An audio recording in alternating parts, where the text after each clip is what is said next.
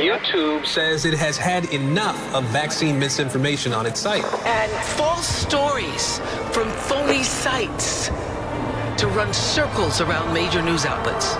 Many people don't know the difference between something real and something created to deceive them. Open your eyes. If you've ever had this feeling that something was terribly wrong with the world that we live in, but you couldn't figure out just what it was, then you've come to the right place. Secret societies, mystery religions, and the Illuminati have been controlling our reality since the beginning of time.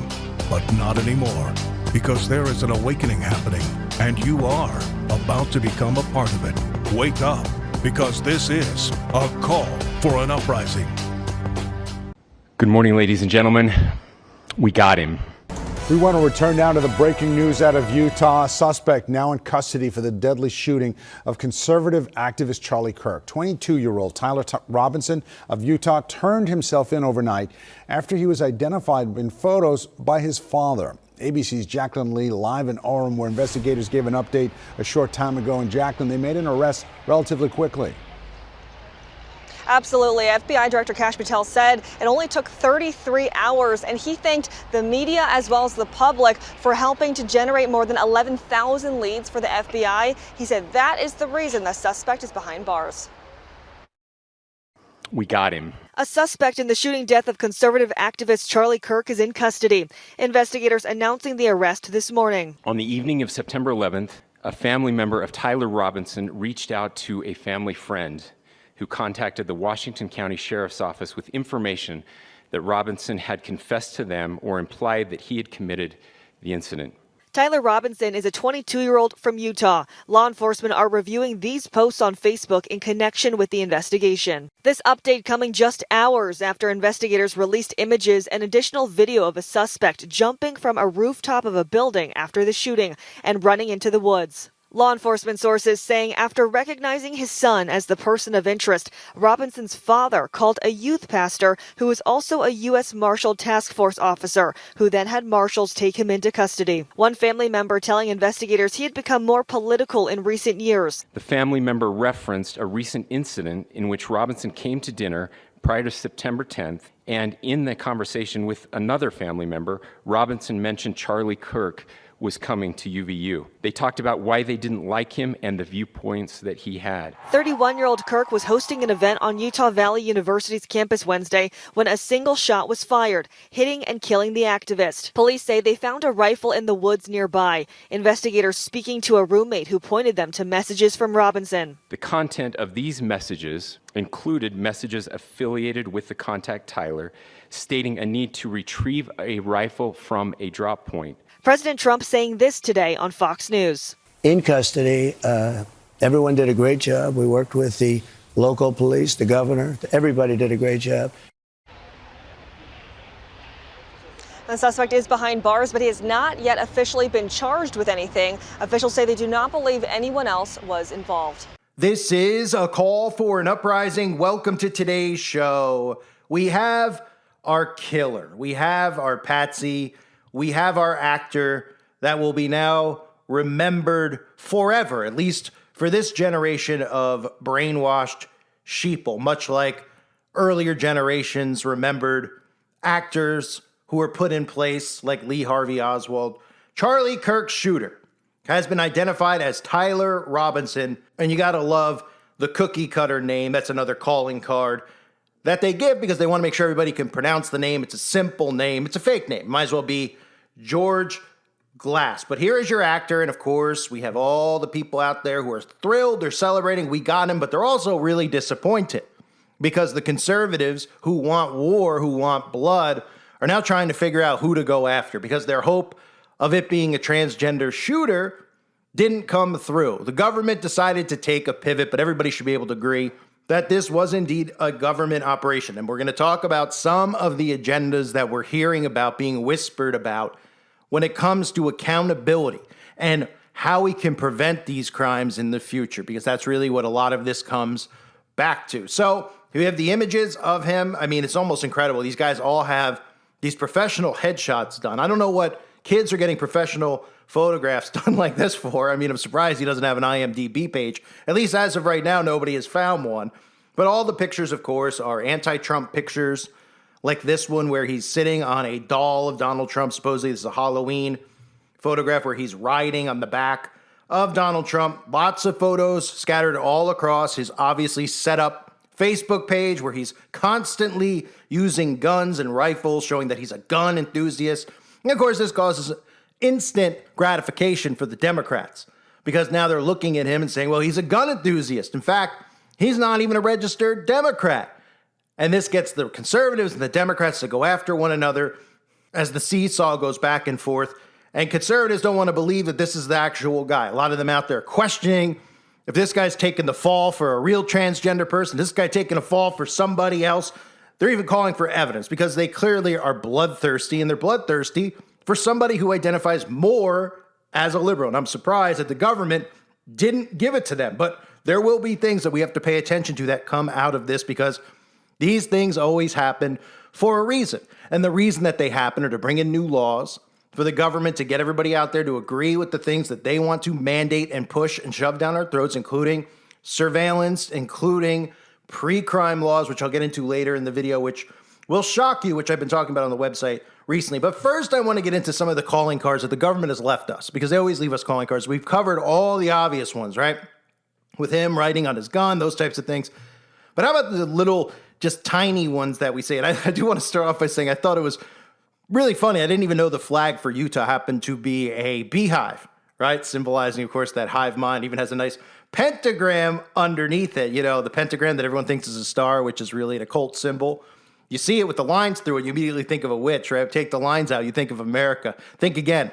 The people running your country are all in covens, secret societies, and they all worship their god, Lucifer. And even the beehive happens to be inside of a hexagon, and it's a golden beehive on top of that for our golden Apollo Donald Trump. But let's start with the 33 calling card. We actually have two calling cards here because we hear from the head of the FBI, and he lets us know that it took them 36 hours, and there's your 3-6, to find him and capture him, but he catches himself and looks into the camera and lets everybody know, actually, it took 33 hours to apprehend him. And just last night, the suspect was taken into custody at 10 p.m. local time.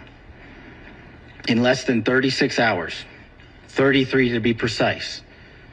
So first you get your little 666 coding because that's how they work. 3 6s and 3 6s. And then he pivots and gives you the exact amount of time that it took, which happened to be 33 hours. How convenient. For those of you that might be new to this stuff, all government hoaxes have 33 codes encoded in them.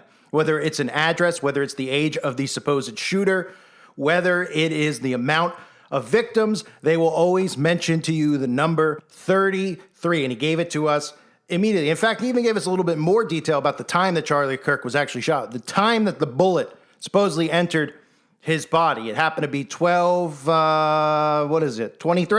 A little bit of the timeline. Charlie was shot at 12:23 p.m. on Wednesday. Of course, 1223, backwards 322, another code that we always see. A lot of the biggest false flag government operations happen on March 22nd. If you go back and look at some of the events, which include the supposed terror attacks in Brussels, Belgium, that killed 35 people, as well as the bridge bombing event in London at the Westminster Bridge. That also happened on 322. And again, if you don't know, 322 is a calling card because it's a reference to the secret society Skull and Bones, which is directly operated out of Yale, but we may as well say it's directly operated out of your government because a lot of the members of your government, including past presidents like the Bushes and other political figures like John Kerry, are prominent members of Skull and Bones. And the number 322 is a reference to the book of Genesis, Genesis chapter 3, verse 22. Then the Lord God said, "Behold, the man has become like one of us, knowing good and evil, and no less he reach out his hand and take also from the tree of life and eat and live forever."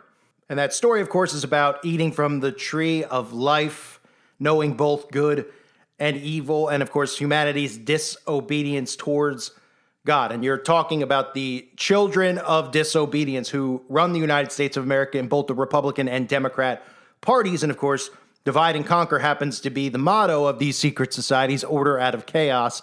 And that's exactly what they're doing with the political parties known as the Democratic Party and the Republican Party. But interesting to note in regards to the shooter, as of right now, they're saying that Tyler Robinson is registered as nonpartisan. I wonder if we'll hear a little bit about him being nonpartisan, because remember, people who are nonpartisan don't endorse specific parties. And a lot of the pushback that all of us, the people who have followed my channel for all these years, have found, of course, in being canceled time and time again, is that conservatives don't like the fact that we're not on board, and Democrats don't like the fact that we're not on board with them. They can't understand or grasp the fact that there's people that think that all of it is fake and that it's a division mechanism created by your government to bring about mass division among the citizens. And of course, they always look at the opposite party instead of looking at the clowns that they don't even elect who are put into office. So there are whispers out there about the fact that he's not even affiliated with a specific party. There's whispers out there that maybe he was somebody who was radicalized at school because he had liberal ideologies carved into his gun, right? This is a narrative to pay attention to. Radicalized at school. That's why it needed to happen at school. That's why I talked about all these events we don't think about.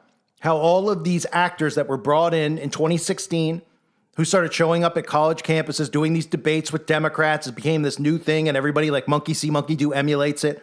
How many people have we seen who have copycat channels of Charlie Kirk, who go out there with microphones on campuses who want to debate with Democrats, who are conservatives, right? It's a very common thing, and that's something the CIA does. They start these things and start this type of behavior, and they have these social influencers try to get you to engage in it. So how convenient that this whole operation wrapped up at one of these Q&A situations where Charlie Kirk was on a campus, but he was radicalized, right? That's the new term that we're hearing, radicalized. Was radicalized by the professors at his university because he wasn't a Democrat or a Republican.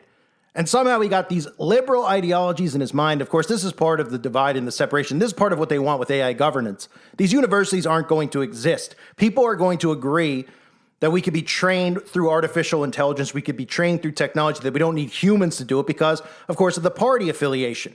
Republicans don't want their kids being taught by Democrats and vice versa. And that's part of the game. The solution, AI governance and AI education infrastructure, which the World Economic Forum has been pushing and talking about. In fact, you may have noticed they tried to do a bit of a trial run when they got everybody to start being educated online during their plandemic a few years ago. That was part of the trial run to get people conditioned into being schooled online. And it worked, just like I've mentioned many times. How many people now would rather do things online than do them in person? Shopping, going and seeing family, right? People are more interested in FaceTiming with their girlfriends than going and seeing their girlfriends. That's the world we live in. So Charlie Kirk suspect, let's move into some of the other bullet points out there.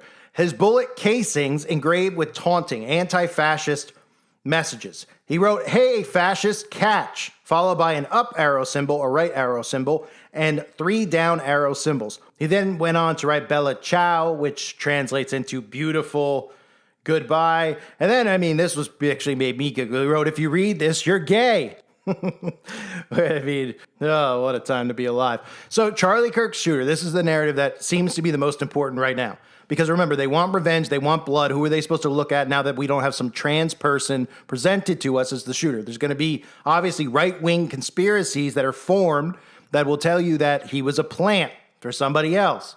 But one of the narratives, you have to look at what is the media talking about, because that's how they brainwash. Remember, you turn the TV on, you're not being informed, you're being conditioned. The news is there to manufacture you. So when the news tells you this is what the guy did, this is who he is, and then you say, well, that's not what I expected, then they'll say, well, how do we prevent this? What was he doing? How did he not could we have caught him beforehand? And they start shifting towards that narrative because the media tells them to shift towards that narrative. And one of the narratives out there is that the shooter's Discord chats revealed rifle bullet inscription and disguise plans, that he plotted to kill Charlie Kirk in his Discord. That's where the conspiracy occurred, to kill him. It was all done online. Why didn't we stop him ahead of time? Well, let's let the sheriff first tell you what actually occurred, how they found their patsy here, where they went to the roommate, and the roommate showed him images from Discord, and the Discord was just people conversating about assassinating Charlie Kirk. Well, if they're writing it online, can't somebody intervene first? Well, let's listen to the sheriff first. Robinson mentioned Charlie Kirk was coming to UVU. They talked about why they didn't like him and the viewpoints that he had. The family member also stated Kirk was full of hate and spreading hate. The family member also confirmed Robinson had a gray Dodge Challenger. Investigators identified an individual as the roommate of Robinson. Investigators interviewed that roommate, who stated that his roommate, referring to Robinson, made a joke on Discord. Investigators asked if he would show them the messages on Discord. He opened it and showed several messages to investigators and allowed investigators to take photos of the screen as each message was shown by Robinson's roommate. These photos consisted of various messages, including content of messages between the phone contact named Tyler with an emoji icon and Robinson's roommate's device. The content of these messages included messages affiliated with the contact Tyler, stating a need to retrieve a rifle from a drop point, leaving the rifle in a bush, messages related to visually watching the area where a rifle was left, and a message referring to having left the rifle wrapped in a towel. The messages also refer to engraving bullets and a mention of a scope and the rifle being unique. Messages from the contact Tyler also mentioned that he had changed outfits. So interesting. He was writing this stuff online. This could have been prevented. Maybe if somebody came forward, right? If somebody just came forward and said, this guy's been talking about this in the Discord, but everybody in the Discord had the same ideologies as him, and they were all radicalizing one another. So maybe we need something else to police it, like artificial intelligence and pre-crime. But the right-wingers first are angry. They are angry, and they want to know who's responsible. So one of the things, of course, that they're doing right now, since they can't take it out on somebody who's trans, is they're going after the parents. If you go through the parents' stage Facebook accounts, Amber Jones Robinson, the mother, we have people commenting there who are saying you could delete posts, but you can't delete your son's past. Tyler is a dead man. Disgusting. Your son is going to hell and you're a disgrace. Keep deleting. You raised a killer. This is what the MAGA crowd is doing. They're taking their anger out, right? It's part of the game, right? Killer. Son is a POS. How does a family of registered Republicans go so wrong? You failure of a father, trailer trash who raised a murderer. You are garbage. You're a failed parent and person. You should be ashamed of yourself. So where are they going to seek vengeance, ladies and gentlemen? Where are they going to get the answers that they want? Because they wanted to see, let's be real, they wanted to see a picture of a transgender shooter blasted on the airwaves so that they could call for vengeance and call for their red flag laws, because the conservatives are going to want the guns of the Democrats, right? Just like the Democrats want the guns of the conservatives. It's incredible how this psychosis has evolved over the last 8 years or so since Donald Trump emerged on the scene, or 9 years now, when he became president for the first time in 2016 when he was selected. So we have people out there saying, who radicalized this guy on Discord? Who's behind it, right? Think about where we're headed here. Who's responsible? Not Tyler Robinson. Not Tyler Robinson responsible. Who were the people who radicalized him? I've talked about this notion for a long time, right? Remember when the shooting happened at that Comet ping pong place, the pizza place, you might have heard about it, in Washington? The whole narrative that came out is that he was radicalized by misinformation online. And that was the reason that he went and did that. And everybody said, well, anybody out there who was saying that was going on should get canceled. They should lose their channels. They should lose their ability to speak online. That's ridiculous. So your ideas and your opinions being said online, but somebody else acting on them, even if you're not inciting violence. And now the conservatives have moved towards what the Democrats were saying 10 years ago. They're pointing a finger at anybody who was conversating with Tyler Robinson. They want to know if this was a conspiracy to commit murder. Who else was in the Discord? And most importantly, who is responsible for firing this guy up? Because this guy is not a registered Democrat. Somebody radicalized him. And we need to find out who. Who was he watching? Who was he listening to? Who was he speaking to? Who are his teachers and professors at the universities? Somebody was communicating with him to make him feel this way. So think about that narrative about radicalized gunmen, because we just heard it a few days ago. Desmond Holly, 16, the same day, I believe, as Charlie Kirk shooting, so nobody really got to hear about it. ID'd as Evergreen High School shooter the day after radicalized gunman shot 2 Colorado students. The story was all over the place, and every single one of them said radicalized by some extremist network. The 16-year-old student with authorities say opened fire at his Colorado high school on Wednesday, wounding 2 classmates and then turning the gun on himself, of course, was believed to be radicalized by some extremist network. They go on to say while authorities are still looking into the shooter's motive, they believe he was radicalized by some extremist network. And they had a mission. Authorities said they are trying to better understand that network and are searching his phone, home, and locker to learn more on who he was communicating with before the shooting. And you may remember the trans shooter a couple of weeks ago, I guess. I covered it over on the website. Robin Westman, who was critically mentally ill, right? Went and supposedly shot kids. They wanted to let you know it came through a stained glass window so you could get the whole vision of you sitting at church with your children and how the children were on their knees praying, and praying didn't work because the kids were shot while they were on their knees praying, right? And what was the story that came out right after that? Well, we got the same old stuff, right? All the stuff he wrote on his gun, his manifesto, the fact that he was trans. But no conservatives were paying attention to some of the stuff Fox News was airing.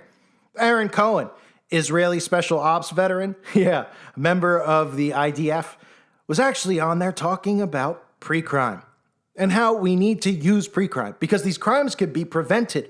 Because if we're monitoring everything, which they're already doing online, that people are saying, if we're monitoring what they're saying in Discord, if we monitor what they're looking at, then artificial intelligence will be able to tell us who is dangerous. And of course, this is eventually, when people agree to this eventually leads to people like us who are looking into weather modification or talking about those things. And they're going to say that we're radicalized extremists and we're planning some type of terror event. They just need to get this stuff in place first and then turn it on everybody. They just need to get people to agree and accept it. But what he was talking about on Fox News, if you missed it, was pre-crime. Let me play the clip where he says this crime could have been prevented using his technology. But of course, his technology will not be used. It's all about Palantir, which is coming. So he clearly planned this. He had the manifesto going live on YouTube at a certain time. Clearly there was some thought that went into this, Aaron. And nobody was tipped off. This is 100% domestic terrorism. I'm going to tell you why, Trace. This is ideologically motivated, this was tactical, and this was intentional. 80% of these domestic lone wolf terrorists post some type of grievance online. Matthew Crooks, 900 posts between 2020 and 2022. The DC shooter, 900-page manifesto. 100% domestic terrorism, and I bet you, in addition to that manifesto, there's a very significant breadcrumb daisy trail leading back who knows how many weeks, months, or even years. This is the new face of terrorism. This is no longer post 9/11 terror organized Al-Qaeda trace. These are radicalized online lone wolves, and the United States is 10 years behind these threats. We need to catch up. And I wanted to get your opinion on the breaking news here because the First Lady, Melania Trump, just called for more, and this is quoting here, preemptive intervention when it comes to IDing school shooters. It's kind of your bailiwick, Aaron. Trace, as you know, correct, 100%, and she's 100% correct. I am now about to launch Gideon, America's first ever AI threat detection platform built specifically for law enforcement. It scrapes the internet 24/7 using an Israeli-grade ontology to pull specific threat language and then routes it to local law enforcement. It's a 24/7 detective. It never sleeps, and it's going to get us in front of these attacks. Would it have picked up on this, do you think? 100%. I wish my program would already be up. We're not launching until next week. I've got a dozen agencies on board, Trace. I just unloaded a major Northeast agency with over 2,700 sworn. This is America's early warning system. So incredible, right? We could have stopped that entire thing because of the stuff he was saying online. And is it a coincidence at the same time we're talking about these other shootings occurring that we had a story come out about a 13-year-old in Washington State who had everything ready to go, but he was arrested before anything happened. Why? Well, because of predictive policing. Because a few people gave tips, some of the stuff he was posting online, posting pictures of guns, the police were able to go and arrest him. And everybody is applauding. They're saying You likely saved the lives of many children. Nobody on the left or the right is disagreeing. They're not saying, well, you did technically arrest him for a crime he did not commit. You might say, well, he has guns. They claim, of course, he has guns. Nobody knows how this kid has all these guns that he's posting. Well, of course we do, because it's staged, it's fixed, it's a part of the news simulation, right? This is a CIA operation. Here, pictures of guns. Oh yeah, a 13-year-old probably couldn't even hold or some of these rifles. They're that big, but sure. And he was posting it online, bragging about how many guns he had. So people say, well, then it is a good thing that the police went and arrested him before he did anything. So just think about that notion. When we start accepting people getting arrested for not committing crimes, we're accepting pre-crime into our reality. And Palantir, like I've talked about for a long time, is ready to roll it out. Here's some of the articles out there. What is Palantir? Can it really predict crime? Everything you need to know about the super secretive $20 billion tech firm, which was set to go public, which is now public, and a cash cow, because they're going to make Palantir a household name. So you're going to hear about Palantir, not just from me. You're going to hear about it stopping crimes. You're going to hear about Palantir's facial recognition surveillance stopping crimes, right? You're going to hear about it predicting crimes as well. But right now, you're already hearing about Palantir and the special ops tech giant that wields as much real world power as Google, because Palantir are the ones responsible for the system that ICE is imposing, the immigration OS system, where 99.9% of conservatives would be against this. This system is tracking immigrants' movements. That's what it's doing, illegally. But of course, the conservatives are saying, well, these are illegal aliens. So I don't care if they're illegally tracking them or not. We need to arrest them. And then when the media puts a new face of terrorism in front of everyone, it could be somebody who is a citizen, it likely will be, and they say, well, this type of technology can track these people and their movements. In fact, it'll track people who are looking at certain websites, talking about certain ideologies, who think that you could do this with the weather, who think that climate change is all made for climate laws, all that type of stuff. Well, then all of a sudden, it all changes, right? You're not tracking immigrants anymore. You're tracking citizens, and you're tracking people like us. And this is what it's about. It's about bringing in a surveillance state. And that's what Donald Trump is doing with companies like Palantir. So we have this notion out there. If you read between the lines of these stories, the main thing they're talking about right now, other than the fact that all of MAGA people are really upset that it's not a trans, is they're talking about this Discord because they want blood. That's what they're still saying. We want blood. We want to know who is in the Discord. What Democratic Discord was it? Antifa. Those are the whispers out there. It was some radicalized liberal group will be where they start focusing, like Antifa and George Soros, that kind of stuff, which, again, creation of the government. They'll start focusing on that. And then they'll start telling you stuff like, well, if he was writing all this stuff in Discord, how did somebody not raise an alarm? Well, everybody in the Discord was a Democrat. So why would they tell on the other person? Well, they should be held accountable because they were in the Discord too. But couldn't we have prevented it? Like that shooting we heard about that could have happened in Washington, that 13-year-old kid that was posting pictures of guns online, led a manifesto, who was telling kids in school that he was going to shoot kids in school, and then they arrested him. Couldn't we have done something like we arrested that kid before we actually committed a crime? You're right. Maybe that's what we should do for Charlie. Maybe we should implement something that monitors and tracks these liberal discords online, because that's where they're radicalizing these Antifa psychopaths. Ding, ding, ding. And that's where the narrative starts to head. That's where it's headed right now. There's going to be more information that comes out. There's going to be more comical stories that they tell us, more connections to this, more connections to that. Everybody right now is just exhaling. Because again, like I mentioned in the video I did a few days ago, I mentioned the fact that this entire thing, the buildup, is part of the psychological game. It's like watching a movie. The longer you're emotionally invested in it, the more you just get deeper and deeper into the psychosis. And we're not talking about you watching The Godfather, having to put it on pause to see how it ends. We're talking about what these people believe is the real world, because they believe what they see on the news is the real world. But the reality of the matter is everything on the news is a simulation. And if you turned it all off, you wouldn't know any of this was going on. It's like I said a million times during COVID. If you didn't have a phone or technology, would you have known? The Amish had no clue that COVID was going on. The disease spread because of the TV and the cell phone and all of those things. And he said, and she said, and they told a friend, and they told a friend, and so on, and so on, and so on. This is how they build psychoses. And if you're still stuck believing in the news and you're still on this technology, depending on it to get information, then they're going to have full control of your mind. That's what people can't grasp about all of this stuff. It's the hardest thing for them to get. They're like, the news is fake. And it's like, yes, it is. Yes, it is. And then they stop right there. Right there, they just stop. And you're like, can you explain more? They're like, yeah, CNN's fake news. All they do is go after conservatives like me. No, you're missing the point. The news stories are fabricated. You see, they created the word fake news as a stopgap. At the same time, they took away all the real truthers and brought in the alt-right media. The whole network of us who had millions of views on pretty much all the videos that we did, hundreds of thousands. Why did they remove us? Well, what were our videos about compared to the alt-right? About how the news is fake. How many channels does anyone out there remember? I mean, I know some of you are new, but a lot of us, there's some people who have been here a long time, even though I'm new to YouTube or wherever you might find us. What were we talking about? We do exactly like I've been doing with this shooting.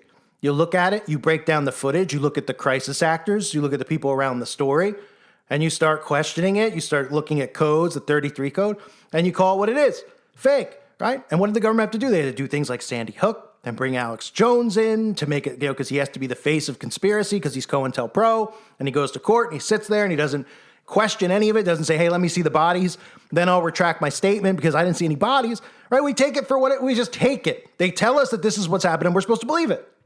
We don't see bodies. We don't see evidence. There's no trials. They just tell us it. How many of these shootings end in trials? 1 out of 10? Because 9 out of 10 usually end in the person offing themselves with no motive whatsoever other than political motivation. How convenient, right? Politicizing it conveniently. It's incredible. You don't get any actual evidence, but if you question what you see on the news, it should be a crime. That was the point of the Alex Jones fake setup trial where he's still going. He's supposed to be broke and supposed to have sold this gun. He's still going, folks. Still going. Nobody out there understood the purpose of it. The purpose of it was that you don't question the news. We tell you this is happening, and it's happening. And that's why they wiped all of us out and they put in the alt-right. They said, we're going to put in this cookie-cutter alt-right controlled media who's going to talk about the ideologies that a lot of conspiracy theorists have in regards to, government control, the New World Order, right? We'll have them mention those types of things in globalism, and we'll have them talk about Jesus, and we'll get conservatives kind of hooked in. But they'll never expose them to the fact that all the stuff that they're listening to and talking about, it's all fake. They're in the alt-right media talk about one of these stories like it didn't really happen. Never, not once. Show me one of these guys from Charlie Kirk to Ben Shapiro who have looked at a story like Sandy Hook or any of them and said, did it really occur? Did it happen? No, they don't, and they didn't. And that's part of the game. That's why they're there, to keep you stuck in the matrix. The matrix is what everybody's stuck in inside right now. The left, the right, the red pill, the blue pill. The notion that all these events actually occur without ever proving to you that they occur. We know that they could film these movies, and we watch these movies and we're in disbelief. We're suspended while we watch it because it looks so realistic. But the news can't be simulated, right? Yeah, we can't fake a shooting in front of you in real time. But if you go to a play, right, how many plays have somebody get shot in the play? And the guy gets shot, he goes down, blood comes out because of the blood squib. Oh, a lot of them do, right? And nobody goes, did he really get, Oh, but if they carry it out at a real event, oh my goodness, there's no way that they could actually be simulating this as they pick up the guy who's supposedly shot and run him into a black SUV with no medics on hand, no blood trail after they picked him up. And the same guys who picked him up happen to be the same guys who are giving signals for them to begin the operation, to fire the fake shot, to activate the blood squid to go off simultaneously with it. Ladies and gentlemen, you're living in a simulation. Every news event that occurs, it occurs for a reason. And all you have to do is just look at the stories that come out of it. And everybody gets focused on, is he dead? Is he alive? How could you say he's dead? Caring about him, not caring about the fact that they're doing these events so they can bring in more draconian laws, so that they can take away more of our rights. And they want you to beg for them. And if they didn't create these events, then nobody would care. Nobody would be like, Democrats wouldn't care about gun control if they didn't do these school shootings. They wouldn't call for gun control. They'd be like, I don't care if these people have guns. Most people didn't even care if their neighbor was Republican or Democrat for a long period of time. Until now, most of these people can't look each other in the eyes if they know how they vote. And everyone's got to put their flag in their lawn to let you know what team they're on, as if it's a Cowboys flag or an Eagles flag. They put their Trump flag or their Biden flag or their Obama flag. These people are in a psychosis, ladies and gentlemen. And unless we pull them out of it, this is just going to get worse and worse. But the only focus these people have is they can't, I had somebody come over and comment on somewhere, maybe Rumble, and their head was just, they exploded. They just automatically thought I was a Democrat. That's how they've been trained. They're like, you're sick, you're psychotic for saying that he's not, you liberal, you Biden worshiper. Oh, you okay, lady? Can't even understand, they can't even grasp what I'm talking about, of the news being fake. Why would you not be able to grasp that? Do you know how long they've been faking stories in the advent of the newspaper was so that they could try and control the people's minds of the events that are going on in the world, so they could bring stuff in and ration your food and do all the stuff that they've done during the, World War II, World War I. It's incredible. And still to this day, now we have this, we could actually dissect the imagery. People refuse to, how could you dissect it? Right? And a part of it is the trauma-based mind control. Seeing somebody get shot is a version of trauma-based mind control. And if you're not familiar with trauma-based mind control and you're not on the website, I mean, I'm going to do more videos on it and put them all over the place. People need to be aware. Satanic ritual abuse, the core of it is trauma-based mind control, okay? You don't think that was a traumatic event for these? Do you see how psychotic? I'm sure you've talked to somebody in your family, a friend, who is just can't believe that he was shot, is very angry, and they act like they know these people. That's the craziest part. So for me to say that Charlie Kirk is a character, these people are like, you're sick. Well, how do you not know he's a character? Did you go out? Well, I've met him before. You shook his hand, right? Do you go out to dinner with him? Do you spend a weekend in Cabo? No, but I follow him on Instagram. Oh, right. And that's how the psychosis breeds. Here's Charlie Kirk's Instagram. Here's pictures of his wife. Did you go to his wedding? Got married really quick and had kids really, really fast, right? Well, he has pictures with his kids. How could it be staged? They wouldn't do something like that. No, the people who want to control the minds of the masses, which goes back to the beginning of time. When we look at, the alpha male and the sick people who want to control other people, no, they wouldn't think, hey, we're going to use these platforms that they all use, and they all look at each other, and then they copy each other, how they behave, right? Everyone posts pictures of themselves at Christmas, all dressed in the same clothes, right? Then we'll have our social influencers do the same stuff, and they'll influence the behavior down. So they saw Charlie Kirk post on his Instagram with his kids and his wife. So they feel like they know him. That's how you get sucked into psychosis. You don't know him. You never met him. And even if you met him, I'm not saying he's not a real walking human being. I'm saying he's a character created by the government. All of these guys who interview Trump and around each other, Shapiro, they're all government assets. It's very easy to see. A lot of people are new to all this stuff because conspiracy was taboo when I started. And there's just a small group of us who had a big following. And the government was seeing how big the following was getting. They're going, oh, man. These people are getting a big following. We're going to have to create something and get rid of them. Because we just get rid of them. The people are going to think that these people are, they're the ones, they know the truth. They're talking about the news being fake. They're questioning the shootings. They're looking at the evidence. They're looking at the actors, the crisis actors, which are, we have some of the greatest ones ever in my Oscars crisis actor videos on the website. But what they do, they removed everybody. They brought in the alt-right. The alt-right started talking about light conspiracy light. They don't talk about weather modification. They don't talk about anything that's real. They talk about these trans people who have been, this stuff that they've done by design to drive people insane. It's all been deliberate. The people in power don't care about LGBTQ. They don't care about people who are trans. They've created this monster for you, the conservative. And they've done everything they can to get you angry over the last couple of years with Biden. Letting them do all this stuff at the White House, letting them do all this stuff at schools. Everybody's foaming at the mouth, right? Behavioral control, behavioral influence coming from the top. Feeding into the Democratic people. The Republicans saw all that stuff. Then the Republicans were getting silenced. They were getting canceled. Now the seesaw has switched and they have all that stuff and they want to cancel them. They want to go after them. They want blood because they've had enough. And they're looking in the wrong direction. We should be trying to help these people come out of the psychosis. But unfortunately, the Republicans are in the psychosis as well. A lot of these Christians are in the psychosis. So when I talk about this stuff, and like I was saying, and somebody comes over here, they think I'm pro-Biden because they can't get to the notion that it's not real. Your vote doesn't count. They call it the American experiment, right? They even said it during this press conference.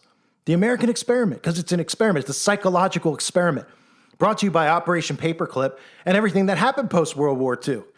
And what have we seen since then? People believe they're empowered. They're free. You're not free. You're under full surveillance since the Patriot Act, by the way. If you're not familiar, your phone isn't there so you can be entertained. It's there to listen to you, just like your TV and everything else now. That's smart. And these people have been convinced that their vote counts when both parties are working together. And what would happen to this entire game if everybody found out that they were working together, that their vote didn't count? Well, you know what? At this point, I would have said there would have been an uprising if you were able to get it across to people in 2016. That was my goal. Get it across to them that this isn't real, that they're being played with. And there's a small group of people in power that could be removed from power. Not violently, just remove, just disengage in their government and start your own. We the people, right? But now in 2025, these people have become so insanely invested in the party, and everybody out there knows it. We all know it. We know people who are invested in this stuff, and they're unhinged right now.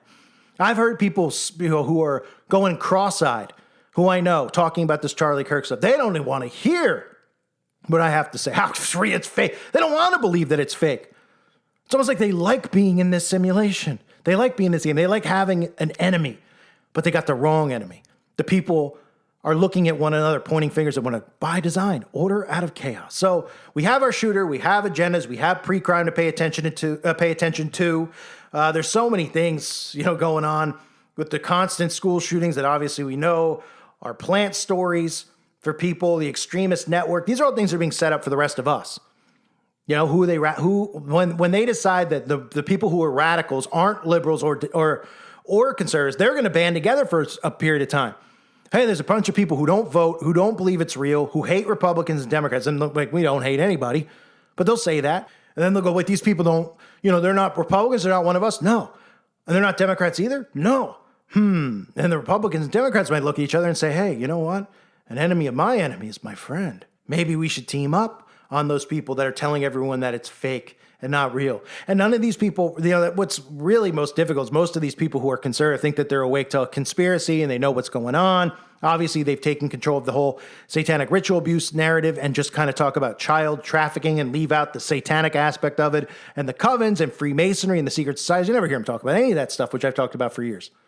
Not just, get people worked in with children being trafficked, which is the biggest, I've said it for a long time. It's the biggest business in the world. And guess who the money comes through? You know who it's laundered through? The CIA, NASA, these art galleries that you see. And you go, if someone's paying $10 million for a painting of a piece of pizza? Yeah, they are. Do you get it yet? No, most of these people don't get it because they don't want to wake up. It's almost like they enjoy being toyed with. And most of these people who are in right now, you could see how deep in they are because they refuse to even look or question the news. And that's the biggest problem. I thank everybody for being here. I hope you're all doing well. God bless you and your families as always.